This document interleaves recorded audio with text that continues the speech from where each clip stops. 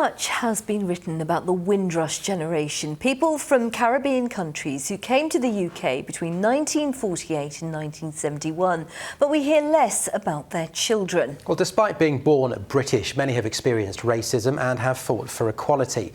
An exhibition based on the extraordinary autobiography of a second-generation Windrush child has opened in Southampton as part of Black History Month. Kerry Swain has been to meet the author.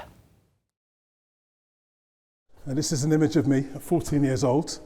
I was in an IT centre in Southampton. That's not information technology, that's intermediate treatment. I'd become tired and emotional, and the police were called. And when they arrived, they called me Kunta Kinte and stamped on my head. So this is a unique and a true image of what happened on the day. Trussed up like an animal and then in the van and stamping on my head while I was in the van and abusing me. His vividly illustrated autobiography sounds like a work of fiction. Born in 1967, Tobias Taitt grew up in care homes from the age of 3 after his mother, who'd come to Britain from Barbados, killed a relative. At 15, he became what he calls a career criminal and spent several years in prison. He developed a passion for anti-racism politics and literature. A sporting injury turned him into a writer. I damaged both knees preparing for a boxing match. So the boxing match was cancelled and I decided, okay, while my legs are up, recovering, I had a torn meniscus.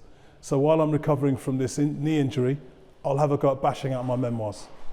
I met Tobias at the John Hansard Gallery in Southampton, where an exhibition based on his graphic novel has opened.